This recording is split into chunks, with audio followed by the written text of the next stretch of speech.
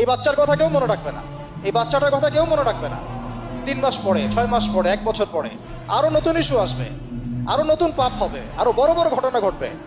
এরপরে মানুষ এই বাচ্চাটাকে ভুলে যাবে। এই বাচ্চাটা কি তার মৃত্যু যন্ত্রণা ভুলতে পারবে? তার সম্মানহানি ভুলতে পারবে? তার পিতামাতাকে ভুলতে পারবে?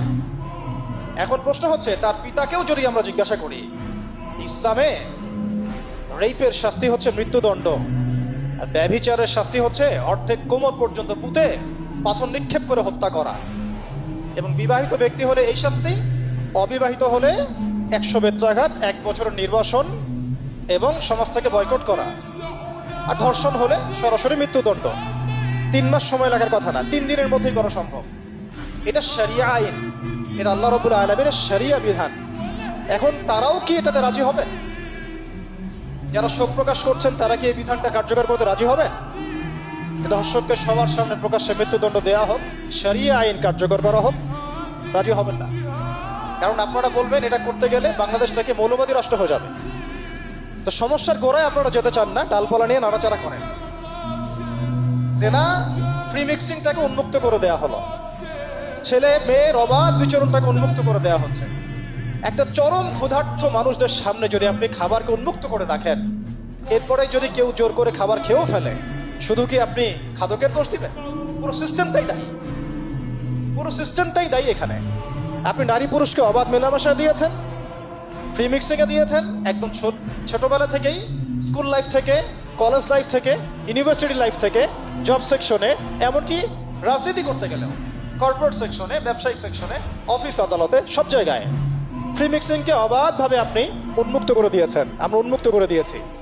এর উপরে ছড়িয়ে দিয়েছি পর্নোগ্রাফি। পর্নোগ্রাফি সবার ফোনে ফোনে। পর্নোগ্রাফি দেখতে থাকলে একটা মানুষ বাচ্চাকে না, কয়েকদিন পরে পশুর সাথেও জেনা করতে পারে। যদি সামনে দেখেন যে মানুষ পশুর সাথে জেনা করেছে, আপনারা অবাক হতে পারেন, আমি অবাক হব না। কারণ পর্নোগ্রাফি মানুষকে পশুর সাথেও জেনা করতে শেখাবে। বাচ্চা তো কিছুই না। এর উপর আছে বিবাহ বহির্ভূত সম্পর্ক, ব্যভিচার, জিনা, ফ্রি মিক্সিং, ভ্যালেন্টাইন্স ডের মতো দিবসগুলো পালন করে ছেলে মেয়ের অবাধ মেলামেশা। আর এই জেনাগুলোকে আমরা বলছি গাছে আসার গল্প, যেখানে ওর উপরে 100 বেত্রাঘাতের শাস্তি অলরেডি মজুদ হয়ে গেছে। আর কতগুলো যে জেনা হয়েছে এটা তো আল্লাহ পাক ভালো জানে। একটা দুইটা তো করে নাই, একটার পর একটা চেঞ্জ করেছে। বিবাহিত ব্যক্তি পর্যন্ত অন্যের স্ত্রীর সাথে জেনা করেছে। আর এটা তো ধর্ম তো অনেক বড় বিষয়, ধর্ম তো অনেক বড় বিষয়। এটা তো একটা মানবতা বিরোধী অপরাধ, এটা তো একটা মানবতা বিরোধী অপরাধ। এখন সমস্যা কি এককেন্দ্রিক? এটা বহুমুখী সমস্যা। ফ্রি মিক্সিং রেখেছেন, পর্ন চালু করে দিয়েছেন, এবং সবচেয়ে বড় কথা এর শরঈ বিচারটুকু নিশ্চিত হচ্ছে না। তাহলে সমাজের মধ্যে এগুলো কমবে না বাড়বে? সিম্পল, সমাজের মধ্যে এগুলো বাড়বে। 6টা কাজ করেন, ইনশাআল্লাহ তাআলা কমে যাবে। প্রথমত শরঈ পর্দা নিশ্চিত করেন, দ্বিতীয়ত ফ্রি মিক্সিং বন্ধ করে দেন, তৃতীয়ত আপনারা জেনার শাস্তি চালু করেন, পঞ্চমত ব্যভিচারের যে রজম শাস্তি চালু করেন, শরঈ বিধান চালু করেন, পর্ন সাইটগুলোকে বন্ধ করে দেন, এবং সমাজের তাকওয়া নৈতিকতা শিক্ষাটাকে বাড়িয়ে দেন। দেখেন সমাজে জেনা কমে না বাড়ে। কিন্তু কেউ এই সমস্যার গোড়ায় যাবে না। একটা ইস্যু আসবে, একটা ইস্যু যাবে। আজকে আপনার বোন তো কালকে আমার বোন, কালকে অমুকের বোন, কালকে তার মেয়ে, নিজের ঘর পর্যন্ত চলে আসছে। আর কয়টা রিপোর্টই বা আমাদের সমাজের সামনে আসে? যে কয়েকটা রিপোর্ট সামনে এসেছে এগুলো 50%ও না। বহু মেয়ে এগুলো বলতেও পারে না লজ্জায়। আর আমি তো ওইসব মেয়েদের ব্যাপারে কথা বলা ছেড়ে দিয়েছি, যারা স্বেচ্ছায় নিজের ইজ্জতকে বিলি দেন। তাদেরকে আমি আমার বোন পরিচয় দিতে লজ্জাবোধ করি। সমাজ থেকে গায়রত, ব্যক্তিত্ব, পর্দা, শালীনতা, হিজাব এগুলো উঠিয়ে দেওয়া হয়েছে। আপনারা কি দ্বীনি অঙ্গনের তসলিমা নাসরিন হতে চান নাকি? তারা কি দ্বীনি অঙ্গনের তসলিমা নাসরিন হতে চান? কেন আপনি একটা ছেলের সাথে হারাম সম্পর্কে জড়াবেন? কেন প্রেম করতে যাবেন? কেন আপনি তার সাথে বাইকে করে ঘুরতে যাবেন? কেন আপনি আপনার বন্ধুদের সাথে ফ্রি মিক্সিংয়ে ঘুরতে চলে গেলেন? 3 দিনের রাস্তা, 7 দিনের রাস্তা, 10 দিনের রাস্তা, অথচ আপনার উপর হজও ফরজ না মাহারাম ছাড়া। না আপনি পর্দা মানছেন, না মাহারাম মানছেন। আর সমাজে না আছে ইসলামী শরিয়া আইন অনুযায়ী বিচার, আর না আছে পর্ন বন্ধের উদ্যোগ, আর না আছে ফ্রি মিক্সিং বন্ধের উদ্যোগ। তো আপনার ইজ্জত চলে গেলে কে ফিরাই দেবে আপনাকে? আমি তো আপনার ভালোর জন্যই কথা বলছি। সমস্যা হচ্ছে আমরা সমস্যার গোড়ায় যেতে চাচ্ছি না। আজকে এই কথাটা আমি এখানে বলতে চাই নাই, শুধু কথা প্রসঙ্গে চলে আসছে যে এই যে মেয়েটা কাতরাতে কাতরাতে মারা গেল আজকে, আপনারা দেখে নিয়েন 3 মাসের মধ্যে এই মেয়েটাকে সবাই ভুলে যাবে। সমস্যার গোড়ায় আসেন। সমস্যার গোড়া হচ্ছে আল্লাহর জমিনে আল্লাহর দ্বীন ইসলাম বাস্তবায়ন না হওয়া পর্যন্ত এই মানবতার মুক্তির কোনো রাস্তা নাই। আল্লাহর কসম করে বলতেছি, আল্লাহর জমিনে ইসলাম, কোরআন, সুন্নাহ, রাসূলের আদর্শ বাস্তবায়ন হওয়ার আগ পর্যন্ত এই জাতির স্বাধীনতা বলে কোনো শব্দ নাই। এই মানবতার মুক্তির কোনো পথ নাই। কেউ আমরা স্বাধীন না, কেউ আমরা আমাদের ইনসাফ ন্যায্য অধিকারটুকু পাবো না। কালকে আপনার ঘরে এই সমস্যাগুলো আসলে আপনি এটাকে প্রতিহত করতে পারবেন না। বিচার চেয়ে বেড়াবেন এক মন্ত্রণালয় থেকে আরেক মন্ত্রণালয়, ফাইল ঘুরতে থাকবে, আপনার কেস বন্ধ হয়ে যাবে, আপনার বোনের ইজ্জত ফিরে আসবে না। আর রাসূল সাল্লাল্লাহু আলাইহি ওয়াসাল্লামের জামানায় আপনি আমাকে রেপের ঘটনা দেখান কয়টা ঘটেছে? সাহাবীদের জামানায় রেপের ঘটনা দেখান কয়টা ঘটেছে? জেনার ঘটনা দেখান না কয়টা ঘটেছে? ব্যভিচার কয়টা ঘটেছে? চুরি বা কয়টা হয়েছে? ধর্ষণ কয়টা হয়েছে? ডাকাতি কয়টা হয়েছে? একটা দুইটা রেয়ার আপনি ঘটনা দেখাতে পারবেন। এবং যখন সেই ঘটনা ঘটেছে ইনস্ট্যান্ট দেন নবী সাল্লাল্লাহু আলাইহি ওয়াসাল্লাম শরীয়ত আইন বাস্তবায়ন করেছেন। তিনি শুধু মানুষকে তাকওয়ার ওয়াজ নসিহত করেন নাই, বরং আল্লাহর আইনও বাস্তবায়ন করেছেন। এই দুইটা সমানুপাতিকভাবে চলতে হবে সমাজের মধ্যে। শুধু তাকওয়ার ওয়াজ করেই সব বন্ধ করা যাবে না, আইনও বাস্তবায়ন করতে হবে।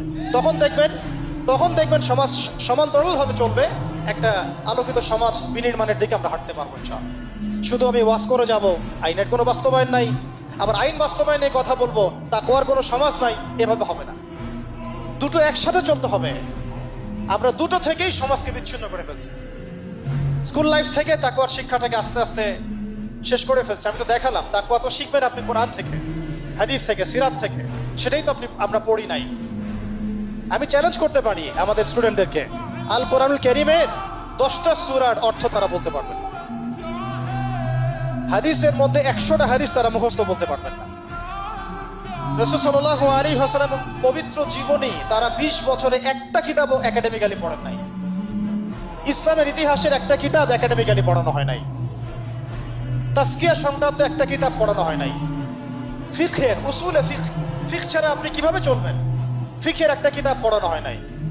তাহলে এই জাতিটাকে আপনি কিভাবে ইসলামের দিকে নিয়ে আসবেন? শিক্ষা ছাড়া। শিক্ষা না থাকলে, ইলম না থাকলে আমল কিভাবে আসবে? আমল না থাকলে তাজকিয়া কিভাবে আসবে? তাজকিয়া না থাকলে আত্মশুদ্ধি কেমনে আসবে? আর কিভাবে আমরা সৎ পথে থাকবো, অসৎ পথ থেকে দূরে থাকবো? কিভাবে আমাদের মধ্যে আল্লাহ ভীতি জাগ্রত হবে? আর আল্লাহ ভীতি যদি জাগ্রত না হয়, আমি গুনাহ থেকে কেন দূরে থাকবো? যার মধ্যে আল্লাহর ভয় নাই সে গুনাহ থেকে কেন দূরে থাকবে? তার মধ্যে তো আল্লাহর ভয় নাই। তা আমরা তাকওয়া বিবর্জিত সমাজ প্রতিষ্ঠার দিকে এত মেহনত করেছে বিগত প্রায় 50, 60, 70 বছর থেকে। কিন্তু আগামীর বাংলাদেশে আমরা এটা আর দেখতে চাই না। আমরা আগামীর বাংলাদেশে দেখতে চাই প্রত্যেকটা সেক্টরে যেন তাকওয়া নিশ্চিত হয় এমন ব্যবস্থা গ্রহণ করতে হবে, এবং একই সাথে আল্লাহ রাব্বুল আলামিনের জমিনে আল্লাহর বিধানগুলোও বাস্তবায়ন করতে হবে। শুধু তাত্ত্বিক কথাবার্তা বলে, দুঃখ প্রকাশ করে, শোক প্রকাশ করে কোনো লাভ হবে না, যতক্ষণ পর্যন্ত না আমরা আল্লাহ পাকের জমিনে তার আইন এবং বিচারগুলোকে বাস্তবায়ন করতে পারবো। আর আল্লাহর কসম করে বলছি, আল্লাহর জমিনে আল্লাহর বিধান বাস্তবায়ন হলে সমাজে পাপের হার তো কমে আসবেই। সমাজে পাপের হার তো কমে আসবে। কোনো কাফের, মুশরিক, মুরতাদ জনগোষ্ঠী আমাদের দিকে চোখ তুলে তাকাতে পারবে না ইনশাআল্লাহ। আমাদেরকে দাসত্ব শৃঙ্খলে আবদ্ধ করতে পারবে না ইনশাআল্লাহ। সব কথার শেষ কথা ভাই, যে আমরা দুনিয়াতে এসেছি লিমিটেড টাইমের জন্য। এই সময়টুকুতে যদি আমরা হেলায় ফেলায় দুনিয়ার জীবনটাকে নষ্ট করি, আমাদের দিনটাকে ঠাট্টা ছলে গ্রহণ করি, কোরআনকে মূল্যায়ন না করি, হাদিসকে মূল্যায়ন না করি, আল্লাহর দেয় এই সুযোগগুলো, রমাদান, এই কোরআন, এই তারাবি, এই তাহাজ্জুদ, এই সাদাকা, এই তাকওয়া, এগুলোকে মূল্যায়ন না করি, তাহলে ক্ষতিগ্রস্ত আমরা হব, আর কেউ হবে না। ক্ষতিগ্রস্ত এই পৃথিবীতে অন্য কেউ হবে না, বরং আমরাই হব। আল্লাহ পাক আমাদের সবাইকে পরকালীন চূড়ান্ত ক্ষতি থেকে আল্লাহ হেফাজত করেন, এবং দুনিয়াতে যে ফিতনা, ফাসাদ, এই রাহাজানি চলছে, এগুলো থেকে মুক্তির পথ যে একমাত্র ইসলাম, এইটা বোঝার তৌফিক আমাদেরকে দান করেন।